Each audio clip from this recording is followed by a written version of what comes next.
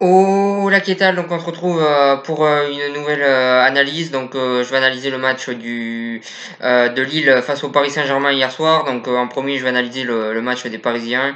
En deuxième, celui des Lillois, donc il y a eu 5-1. Le match du Paris Saint-Germain.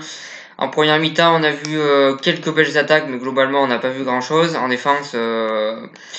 défense, ça allait à peu près en première mi-temps, et au milieu de terrain, on peut dire que c'était un match respectable de la part du PSG en première mi-temps, en sachant qu'il y a énormément d'absents côté parisien, énormément de blessés. Voilà, sur ça, en première mi-temps, on peut dire que le match du PSG était respectable et que globalement, il faisait pratiquement jeu égal avec les Lillois durant cette première mi-temps.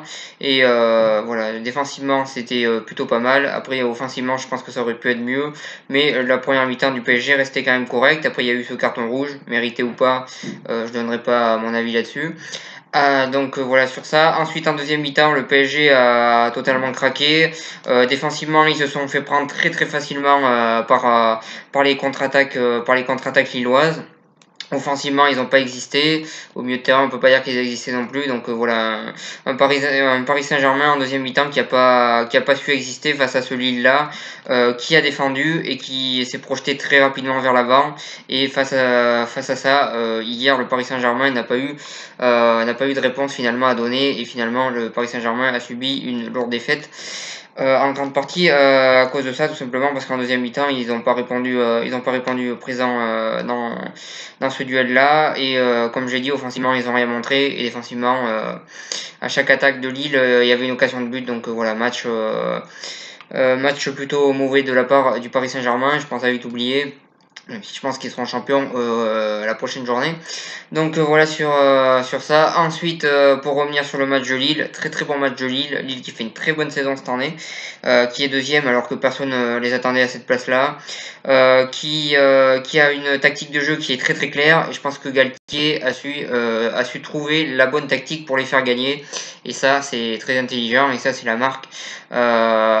marque de quelqu'un qui entraîne bien normalement, même si voilà, on peut dire ce qu'on veut sur Galtier, mais en attendant cette année, ce qu'il fait avec Lille, c'est très très bon. Il a su trouver la tactique pour les faire gagner. Cette tactique-là, c'est de plutôt défendre bien et se projeter très rapidement vers l'avant avec des contre-attaques très rapides. Donc voilà, et on voit que ça marche. C'est vraiment très rapide et ils sont emmenés par un Nicolas Pepe qui cette année enchaîne les très bonnes performances, qui est vraiment un bon joueur.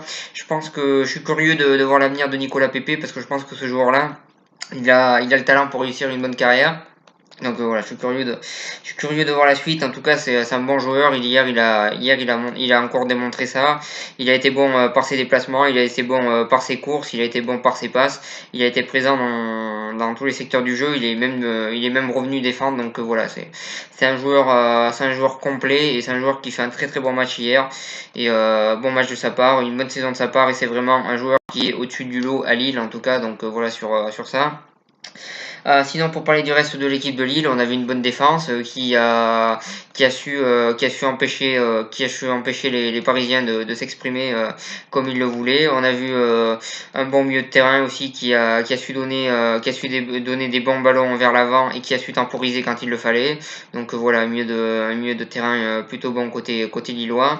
En défense, je trouve que d'avoir recruté Fonte au mercato, c'est une bonne idée parce que c'est vraiment quelqu'un qui en défense s'impose comme un leader et qui fait du bien à ses partenaires parce que c'est quelqu'un qui a déjà une longue carrière, qui a déjà de l'expérience et il y a des jeunes joueurs autour et ça leur permet d'avoir quelqu'un d'expérimenté autour et c'est plutôt une très très bonne idée de l'avoir recruté. Au milieu de terrain, il y a aussi des joueurs qui apportent cette expérience-là, donc ça aussi c'est intelligent de la part de Lille. Donc on a une équipe de Lille cette année qui fait une très bonne saison. Avec ce jeu-là qui est bien particulier, avec aussi un bon gardien, même si hier il s'est pas non plus beaucoup exprimé, mais ils ont aussi un bon gardien. Donc voilà, on a une équipe de Lille cette année assez complète, dont les joueurs finalement, dont Galtier finalement a su tirer le meilleur de ses joueurs pour les emmener dans cette deuxième place. Donc voilà, pour l'instant, la saison de Lille est remarquable et franchement, cette équipe de Lille est très intéressante à avoir joué. Et voilà sur cette analyse de match. Je vous remercie de m'avoir suivi et je vous souhaite une bonne continuation.